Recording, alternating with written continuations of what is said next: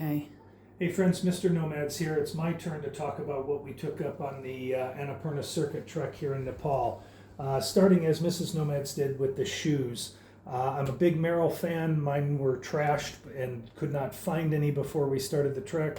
Bought these Skechers, was actually pretty surprised how well they performed. I'll do a separate review on that.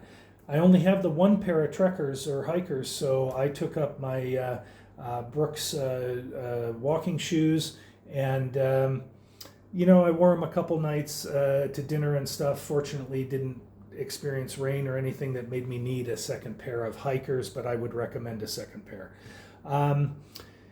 Flip-flops. Most of the lodgings provide some sort of shower shoe, but some of them frankly can be kind of gross, so I was really glad I took one pair up for us to share. Like Mrs. Nomads is about her jackets, I am a big fan of overshirts. I lived in this thing every day, wore it at some point on the trail. Did take a second one, wore it a couple times for after trail, after shower. I would still recommend two. We're going to come across a packing cube just like Mrs. Nomads had. Very important. You'll see this big mess of clothing, and most of it actually fit in there. Sun hat, super important, hiking trail sun hat, and I had a baseball cap that sadly I lost somewhere along the way. I'm really bummed. I also had a 28-liter pack. This is my Columbia with integrated hydration system. I stuffed all my day stuff in there and carried a couple 3 liters of water every day. I did have this refillable bottle, but I actually never used it because we got into a pretty good rhythm between the bladder and a single 1 liter refillable bottle. We developed the system we called fill and pill using the AquaTabs sterilizing tablets, and I could drink out of it. Takes about 30 minutes for them to work, so first hours on the trek I could drink out of the bladder and then switch to this. Hiking pants. I only really have one pair of zip pants to my name. These are a pretty heavy duty pair by Nordic Trek. Not sure they're still available, but they were the right weight and thickness and temperature control for me. I did have another pair of lightweight pants that I wore to dinner a couple times. If you have 2 pair of zip pants, that would be my recommendation. Like Mrs. Nomad, I have some lingering knee and ankle issues. Fortunately, I didn't really need the knee brace, although I probably should have worn it on a couple occasions. So there are long descents that are pretty difficult. After about day 2, I did wear my Ace ankle brace and wore that every day since. 8 pairs of socks here. Was not judicious about what I took. The winners were Bumba and Smartwool, including this pair of Smartwool liners for the Lake Tilicho ascent and the Turong La Pass ascent. Otherwise, I pretty much lived in the Bombas and the Smartwools. These were just too short. These were nice for after hike. Okay, speaking of the ascents, you're going to want base layers. We went in mid-May, and it was still mighty cold at Tilicho and Turong La. So, big fans of 32 degrees. This is my long sleeve crew neck top and the long underwear bottoms. I packed maybe a little too much. I was really afraid of the cold, so here is a Nordic Trek quilted crew neck long sleeve, a short sleeve. This is a short sleeve. A long sleeve mock turtleneck that I've used for years skiing, and I know what it's good for, and that I wore that several times. And then finally a short sleeve mock turtleneck.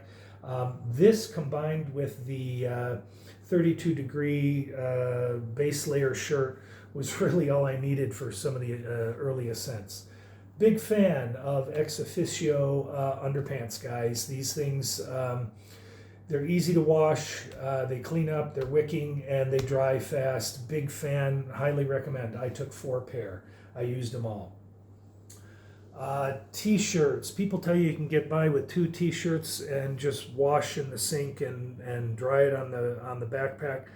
I took 4, I lived in 3, and kind of slept in the other one so that I had something clean at night. Pardon me. You make your own choices, but honestly, there are a couple of the lodgings that once you get up high, there are no sinks, so you're not going to be washing. Okay, part of my responsibility is also to carry, speaking of washing, here's the laundry soap. That was on me to carry. I also carry the first aid. So I had some rehydration salts, some Neosporin, a lot of Band-Aids. And we got into a system where we took about a half a tablet of ibuprofen paracetamol mix morning and afternoon, and that really helped. We noticed the last day when we did not do it, we both really felt it in our joints. This is readily available in the pharmacies in Pokhara and Kathmandu, and it's not very expensive. Mrs. Nomad decided to take some Diamox once we left Manang, well, further up, to help her sleep. That's also not terribly expensive. Some general toiletries. I will point out I did pack super glue, because you never know. As a matter of fact, if you looked at my shoes, you'll see they're starting to come apart.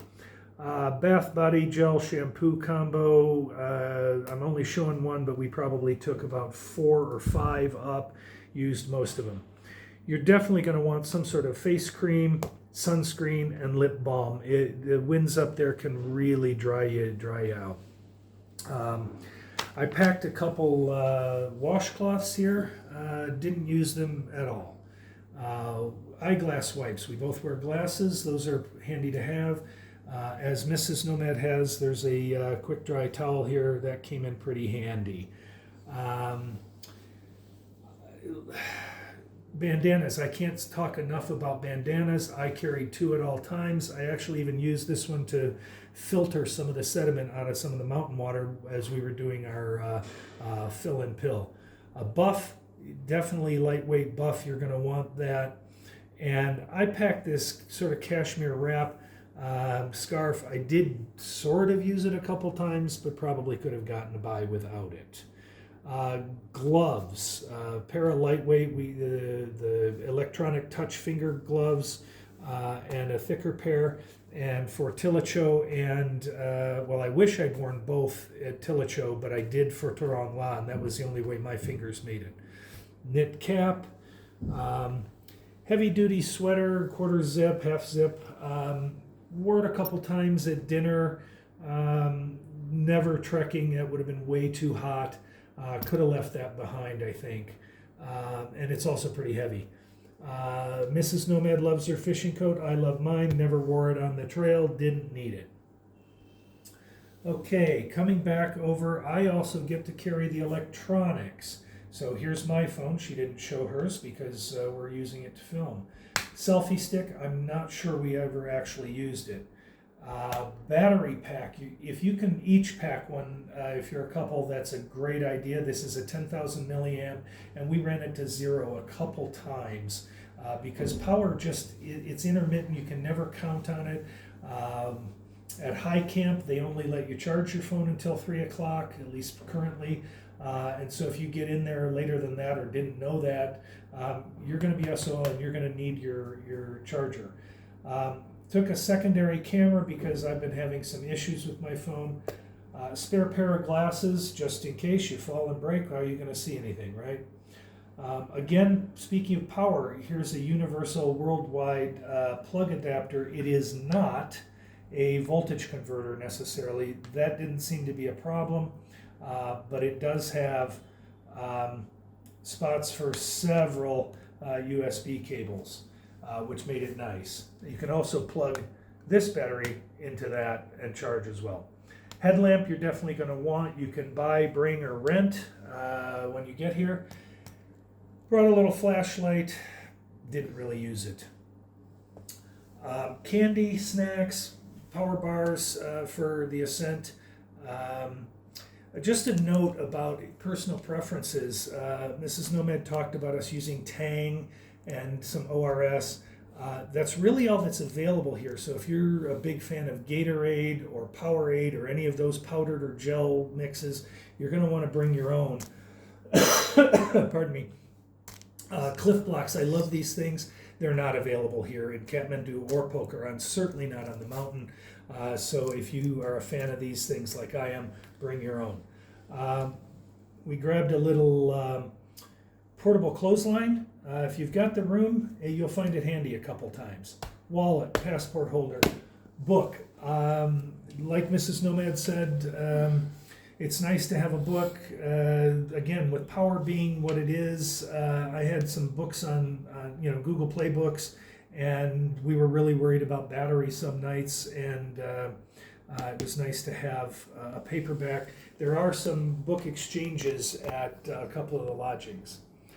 Once again, like Mrs. Nomad, I have the Mountain Warehouse combo raincoat puffy coat system, and it's pretty great. The puffy was super effective for me.